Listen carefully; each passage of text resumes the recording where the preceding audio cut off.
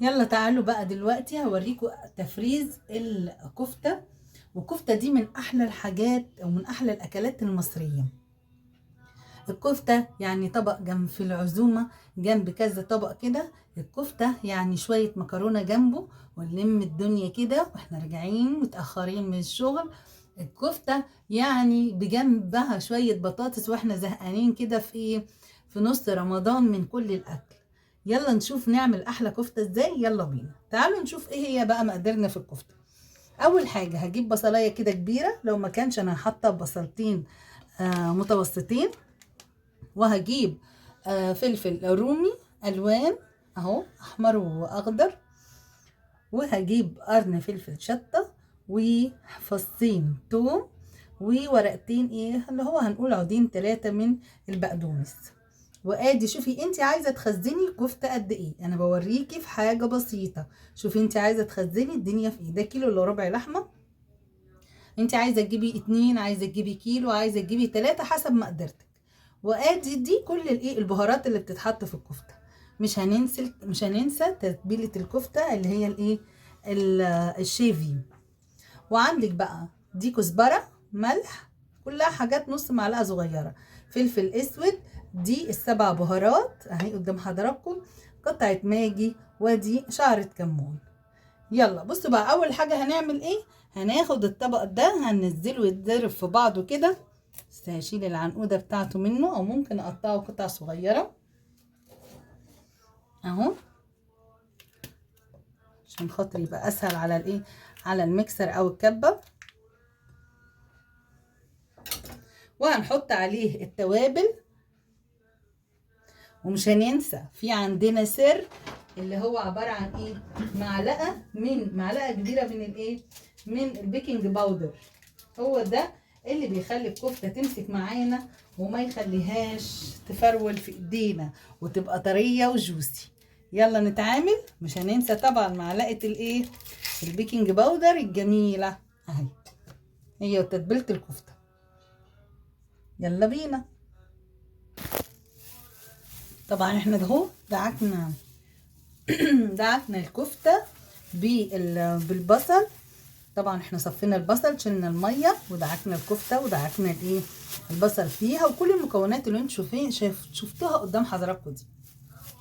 دلوقتي هو وقت بقى ايه التخزين. انا هجيب الايه، المسن بتاع السكاكين، وعشان تبقى الدنيا هاديه فيه هقوم دهناه كده زي ما انا قدام حضراتكم كده بالايه، بالزيت. وهاخد بقى ايه، افرزن الكفته بتاعتي. هاخد قطعه قطعه كده اوزنها بايدي، وهلفها على المسن بتاعي. طبعا هبل ايدي بميه البصل والزيت. احاول اطلع الكفته كلها نفس الايه، نفس الحجم. شايفين؟ يلا هنحط في قلب الايه، الاطباق بتاع الفرزانه او اللي احنا هنفرزن فيها في التلاجة. يلا نخلص الايه، الحبه اللي قدامنا دول، واوريكم الفاينل.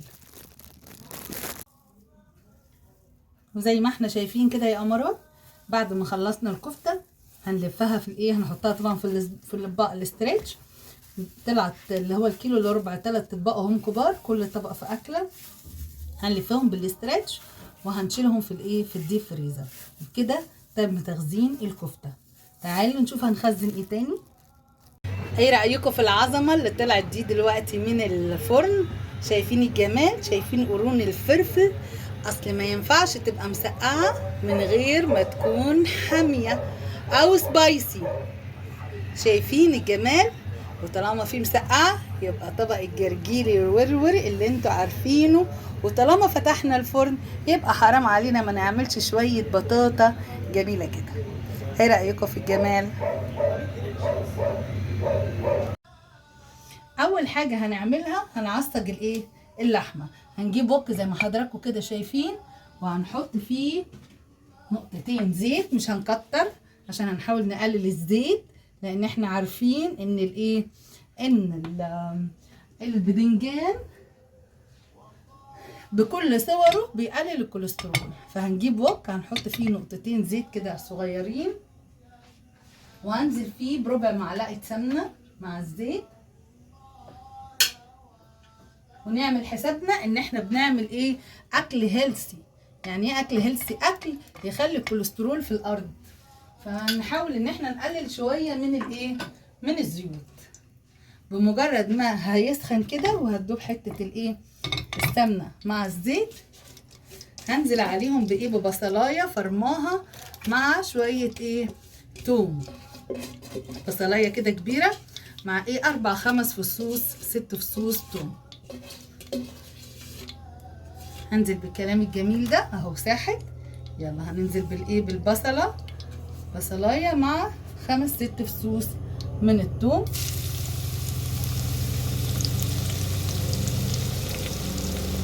يلا نشوح البصله بقى كويس كده، عشان بمجرد ما ايه؟ ما هيطولها كلها الزيت كده وتتحمر حاجه بسيطه، مش عايزاها تتحمر، يا دوب بس ايه؟ لونها يبقى شفاف. وحاطه معاها حته فلفل حمراء سبايسي صغنونه جدا، عشان اللي عندي ما بيقبلوش السبايسي. هكون مجهزه اللحمه المفرومه بتاعتي. طبعا احنا ايه؟ هنعمل لحمه مفرومه على ايه؟ حاجه بسيطه اللي موجود. لو عندك حته متعصجه اعمليه، لو ما عندكيش ان شاء الله يا ستي هاتي ربع، مش عايزه براحتك. المسقعه بتبقى اجمل من غير اللحمه المفرومه.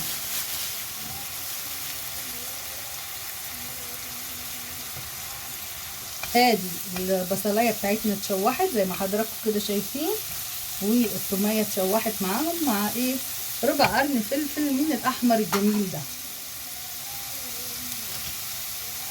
هنزل عليهم زي ربع كيلو من اللحمه. الله، اشوح الكلام الجميل ده مع بعضه كده، نزيجه كله مع بعضه.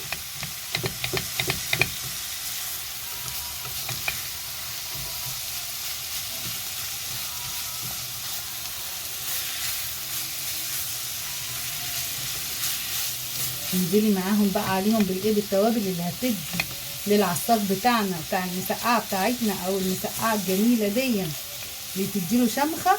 يلا اديله التوابل اللي بترفع من ايه؟ من التست بتاع ايه؟ العصاق.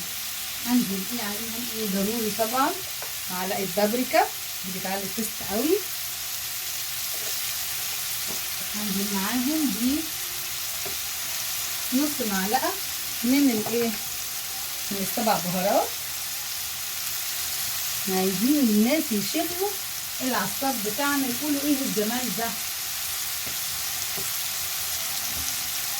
بحب احط معاهم حاجه بسيطه من الجنجر المطحون، وهنحط ونشوح كده. عايزين الروائح الجميله دي تهل علينا كده. يلا شوحي كده وحطي الايه؟ البهارات بتاعتك اللي تدي اكلك شمخه وطعم وريحه. انزل عليهم كمان بالايه؟ الثوم البودر والبصل البودر. انا عايزه التست يعني اكتر واكتر.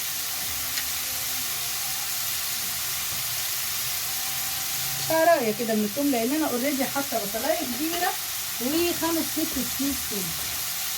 ننزل عليهم بايه؟ ورقه اللوري، بتنقلها في حته تانيه خالص. نقي كده ورقايه كبيره عشان تعرفي تسيبيها على طول.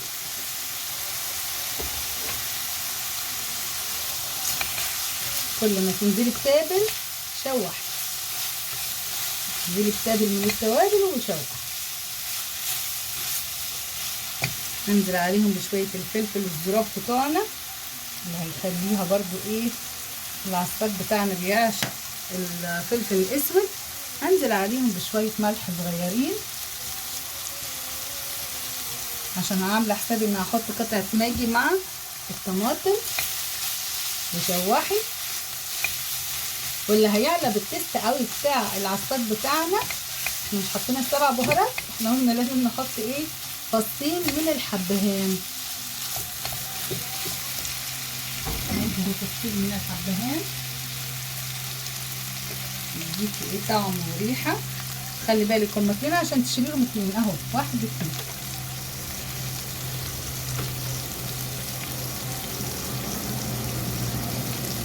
يلا شوحي الكلام الجميل ده. نقصينا ايه بقى دلوقتي اهو، شوح كويس بس كده. واكون مجهزه عندي شفشق الايه الطماطم زي ما حضراتكم كده شايفين. ادي عندنا اللحمه ايه يكاد يكون اتحمرت. هنزل عليها ايه بشفشق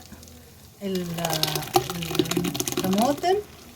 طبعا مش معلقه الايه السكر، وحطيت كمان قرنين فلفل حمر كده، اللي هو الرومي العادي، بس لونه احمر جميل. قلت هيحمر لي الايه الطماطم، لان الطماطم الايام دي تحس انه هي جامده قوي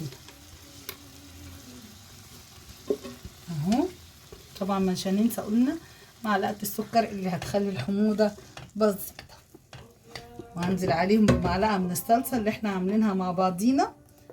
بس جمال الصلصه بتاعتنا نفعتنا بقى دلوقتي لما الطماطم غليت ولا لا. يلا هنقلب الكلام الجميل ده وهنسيبه يتسبك كده علشان يبقى جاهز الايه الصوص بتاع المسقعه.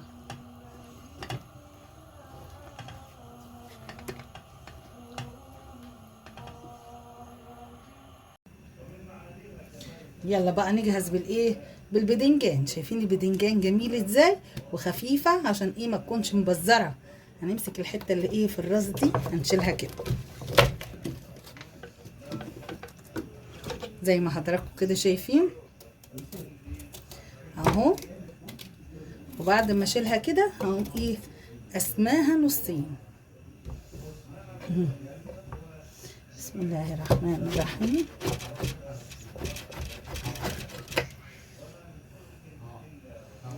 الله، فعلا مش مبذر يا بنات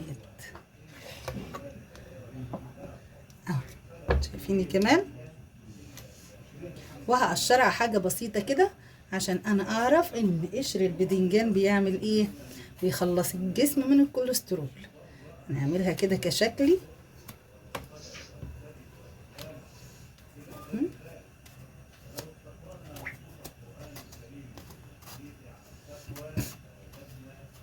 زي ما حضراتكم كده شايفين. وهنقطعها. وبرده الاستاذه التانية هعمل لها كده، اخد بس منها كده ايه قشرتين عشان خاطر يعملوا شكل جمالي كده في قلب البدنجانه. ومش هنكتر لان قشر البدنجان مفيد جدا انه يقلل الكوليسترول اهو. وهمسك بقى البدنجان هعمل ايه السمك ما يزيدش عن نص سنتي عشان يبقى كله ايه نفس الوتيره.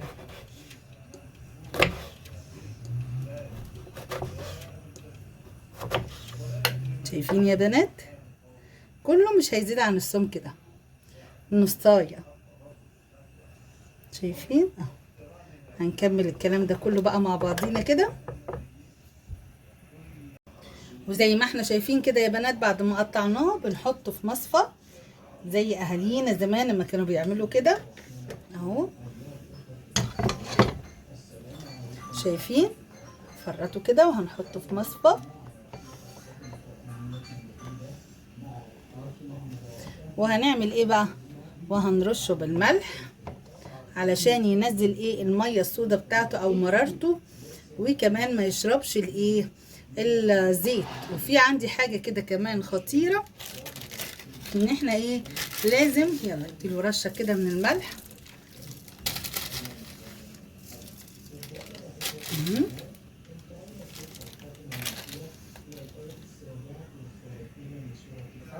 وبعد ما هنرش عليه الملح بالمنظر ده هنرفعه ونعمله كده اهو. هنديله هزه كده عشان الملح يوصل لكل الايه لكل البدنجان الموجود عندي. شايفين اهو.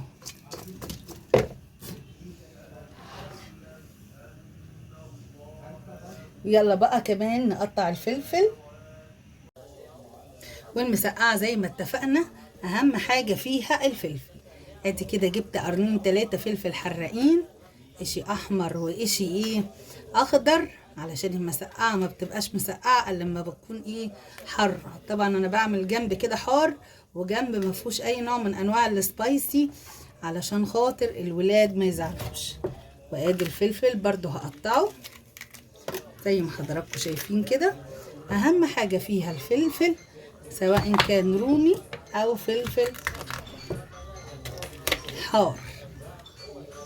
ادي اهو فلفلتين خضرة اهو، ومعاهم فلفلتين الاحمر الموجود في السوق الايام دي اهو. وهنقطعهم حتت كده كبيرة محملة شوية.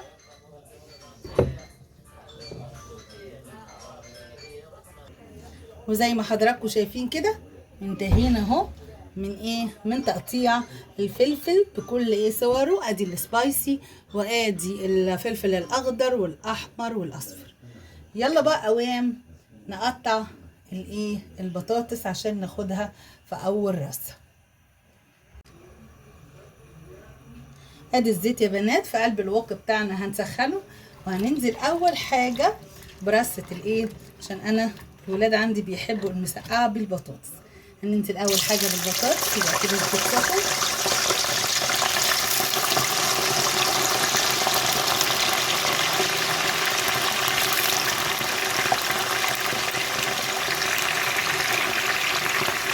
وزي ما حضراتكم كده شايفين العصاج استوى كويس جدا اهو، بس هو كده تقيل. هنزوده شويه ميه نكون غليناها في الكتل عشان لسه هياخدوا كل ده مع بعضيه في قلب الفرن غلوتين 3.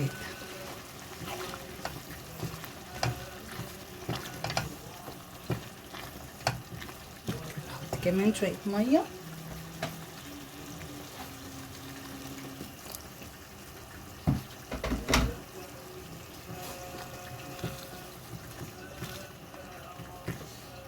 حلوة قوي كده، السمك بتاعه ده هو المناسب. شايفين يا امارات البطاطس استوت وبقت زي الكهرمان اهي، البطاطس الجميله اللي هي المرمله الايام دي. شايفين الجمال ما شاء الله.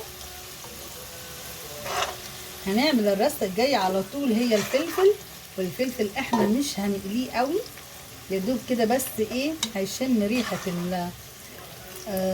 الزيت زي ما هوريه لحضراتكم كده، وهنرفعه على طول من النار. طبعا انا حطاها حاطه عندي على منشفه كده زي ما حضراتكم شايفين، وبنزل البطاطس. خلاص انا طلعت الزيت، طلعت البطاطس. يلا بينا ننزل الفلفل.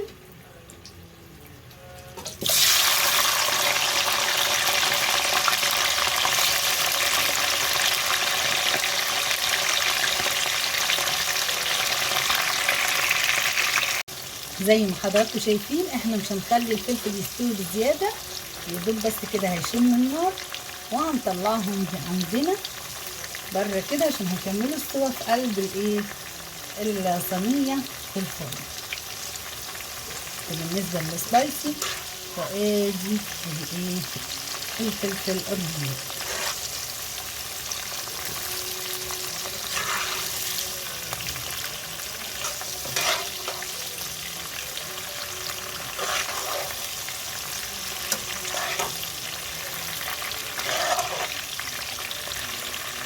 ممكن نجيب حاجة تسهل الدنيا أكتر.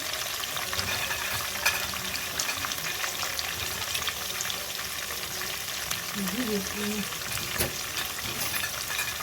المقصوصة، المهم كلهم مرة زي ما حضراتكم شايفين كده. يلا بقى هنعمل نقلي الباذنجان بتاعنا زي ما احنا شايفين كده.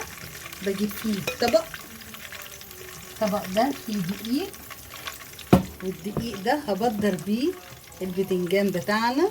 اولا ده ما يخلوش يمتص زيت، ثانيا بيخليه مقرمش وجميل. يلا بينا ننزل بقى. بسم الله الرحمن الرحيم.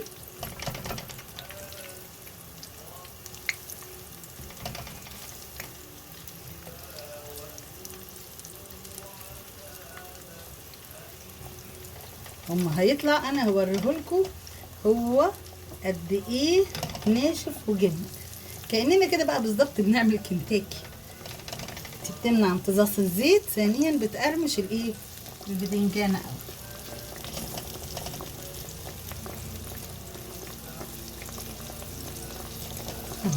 هوريهولكم لما يطلع. وزي ما حضراتكم كده شايفين الجمال، شايفين القرمشه.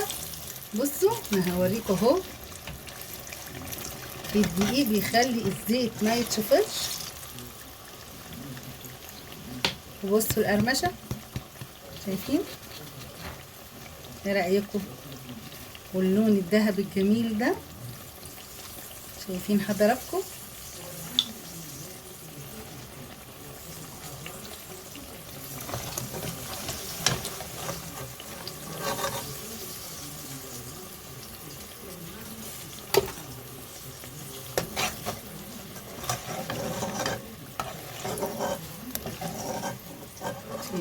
شايفين اللون الذهبي الجميل؟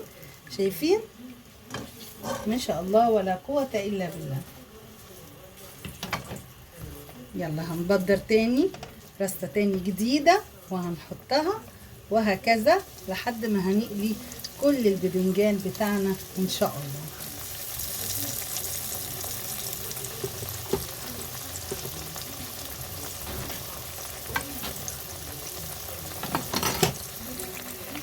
زي ما حضراتكم كده شايفين الجمال، شايفين اللون الذهبي الجميل، شايفين القرمشه. بصوا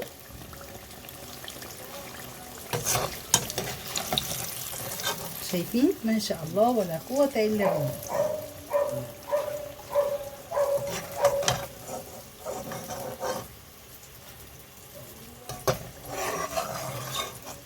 طبعا هنحاول ان احنا ناخد البذر بتاع الايه بتاع الفلفل، وهننزل تاني برصة تاني، وهكذا لحد ما نخلص البدنجان، كمية البدنجان اللي عندنا.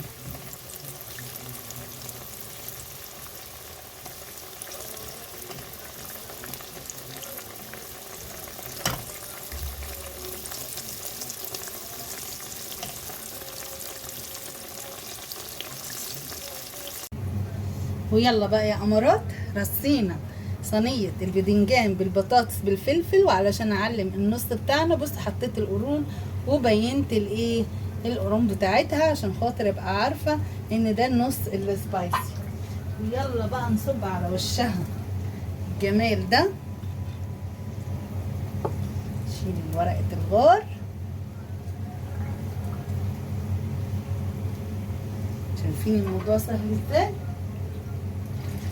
دخلوها بقى الفرن، تغلي لها كده غلوتين، وبعد كده ايه، انا بس بدور على ايه فصين الحبهان عشان الولاد لو لقوها هيغضبوا.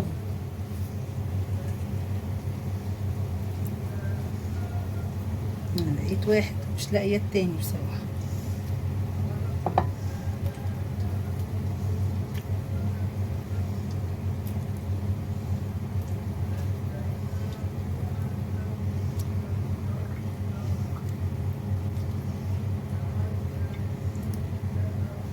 شايفين الجمال؟ بصراحة حاجة كده تفتح النفس. شايفين يا بنات العرايس الأمامير؟ شايفين؟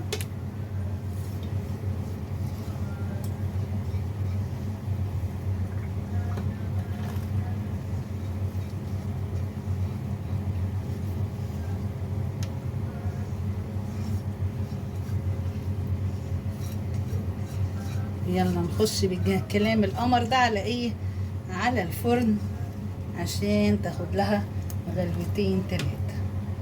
يلا بينا. زي ما احنا شايفين كده الجمال، انا مش هقول لكم بقى على الجمال والطعم والريحه اللي فايحه في البيت، والبطبقه بتاعت صينيه الايه المسقعه. اللي عجبه الفيديو ما ينساش يعمل لنا لايك وشير وسبسكرايب. دمتم في رعايه الله.